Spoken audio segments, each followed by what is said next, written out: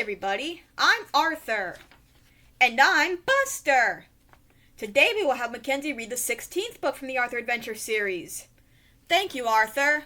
Hello, everybody. Let's get started on the 16th Arthur book.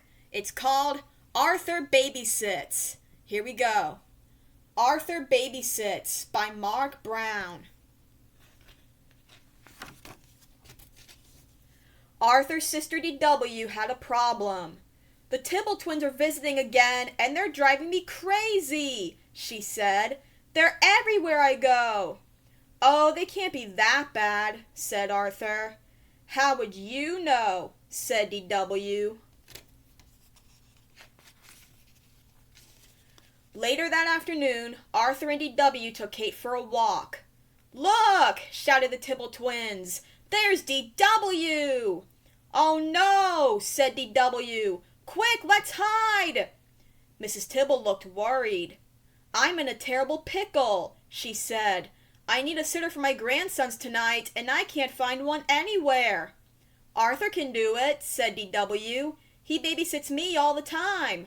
Oh, Arthur, you're a lifesaver, said Mrs. Tibble. I'll call your mother and set it up right now.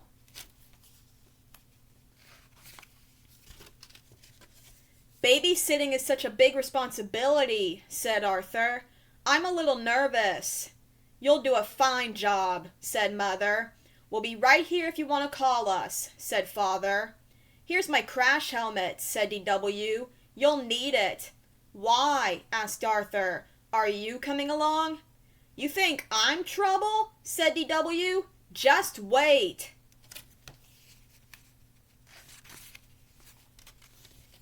On the way, Arthur walked by the sugar bowl.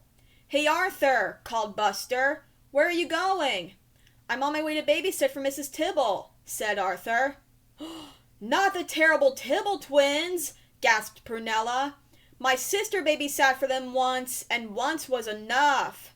You can still back out, said Buster, while you're still alive. Don't worry, said Francine. It will be just like babysitting DW and baby Kate.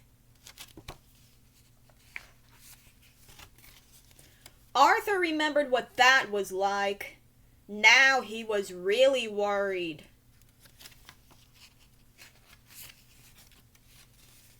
Mrs. Tibble was waiting for Arthur.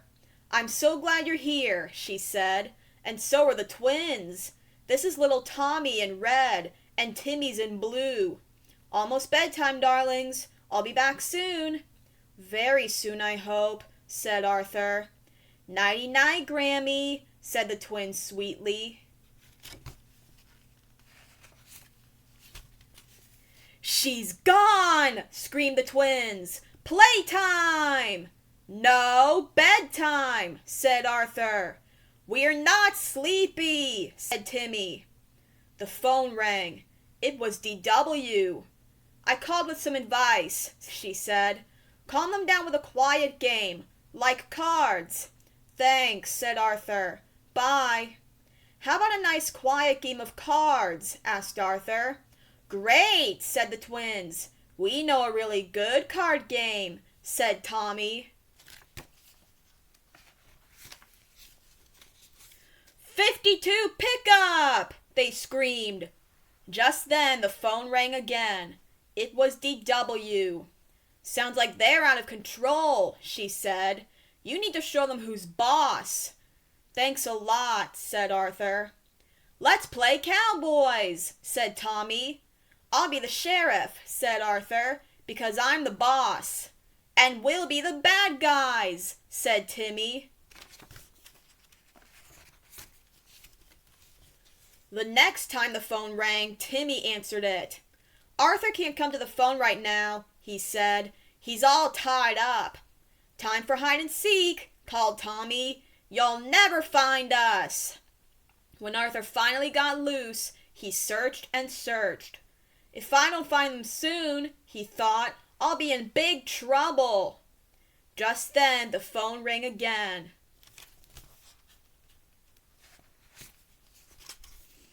What's going on over there? Asked DW. Shouldn't they be in bed?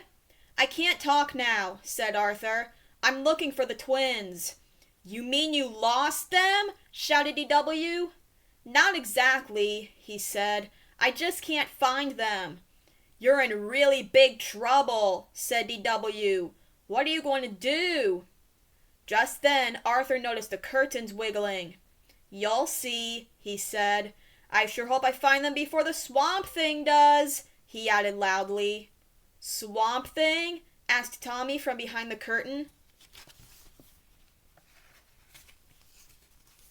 Yes, the one that comes out on nights just like tonight, Arthur said. Sit down and I'll tell you about it. Arthur used his spookiest voice. Once in a dark, spooky swamp, there lived a horrible, big, slimy, stinky, green swamp thing, he began. You mean like a monster? Tommy asked meekly. Exactly, said Arthur, with long, sharp teeth. And the swamp thing realized it was very, very hungry, said Arthur. It left the swamp in search of dinner. What did it like to eat? Timmy asked in a shaky voice. Boys, said Arthur, especially twin boys.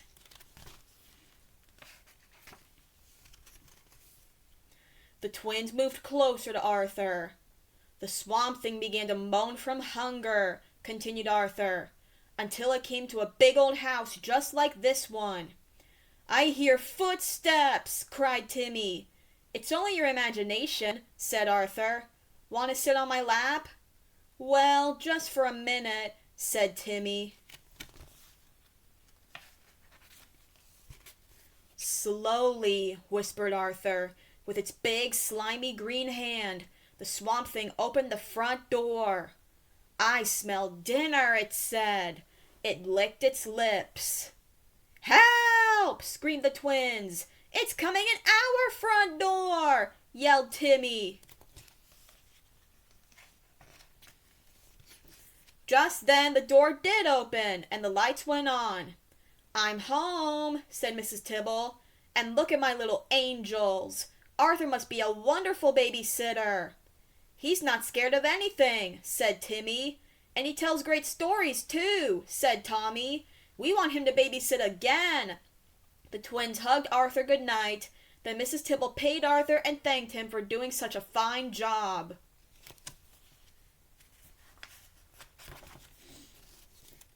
When Arthur got home, DW was still up. You're home early, she said. Did you get fired? No, said Arthur. Babysitting isn't so bad. Mrs. Tibble thinks I'm pretty good at it. Now she wants me to babysit the twins every afternoon right here at our house. And